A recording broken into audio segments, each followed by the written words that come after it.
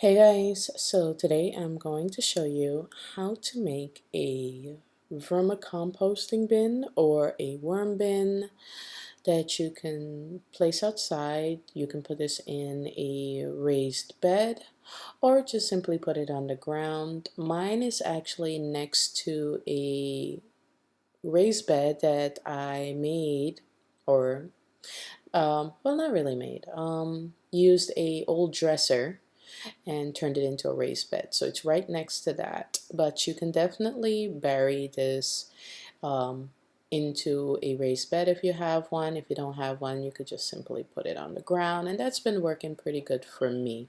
I'm pretty sure there's going to be some negative comments here and there. I honestly don't care. If you have them, leave them. I'm just going to remove them and block you. I'm not in the place where I am tolerating people's negativity for no reason. Okay?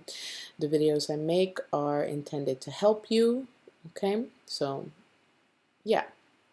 Anywho, what you're going to need for this project, which is really simple, is a container with a lid. In this case, I am using this storage container. This is one of those interlocking folding containers. These are used when companies are like sending fragile products, bottles and things like that to other stores. And my husband being a trucker, sometimes these get thrown out, and he got me this one like years ago. I want to say about 8 years ago, and we've used it for clothes, we've used it for groceries, to store food, etc.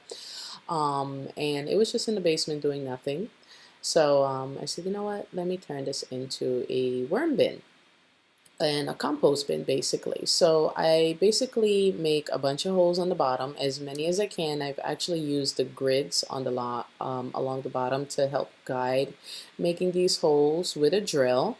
That's probably the only thing you'll really need if you don't have one, is a drill. But if you don't have a drill, you can use a hot screwdriver to melt through the plastic. And you don't need this exact container. You can use a storage bin with a lid. That works too. Okay, just make sure it has holes on the bottom, lots of holes, and this is for the worms to enter, the earthworms, the red wigglers, for them to enter and exit as they please. They will come, process your kitchen scraps, turn them into worm castings, which you can in turn use on your plants. Okay, so you're getting rid of organic kitchen scrap. And when I say organic, I don't mean the produce has to be organic, okay? I mean like anything that grows, that's a vegetable, that's, things like that, you can throw in here, okay? You can also throw in shredded paper, ripped up paper. I've thrown in whole newspapers in here. I just make sure that it's wet so they can process it, and it's pretty much gone within a week or two.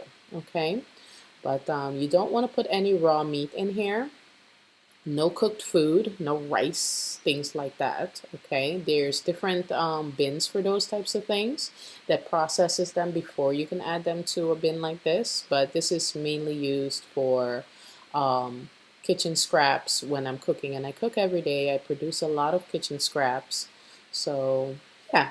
And as you guys can see, I also added holes on the top for a little ventilation.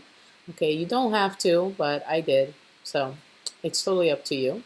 And as you guys can see, this is my kitchen scraps. I have newspapers, orange peels. Don't add too many orange peels. This is lettuce from my lettuce bed, and I add scraps almost every 2 to 3 days, and this is what your kitchen scraps will turn into. And as you guys can see, the worms are in there loving it. All this brown stuff is their poo.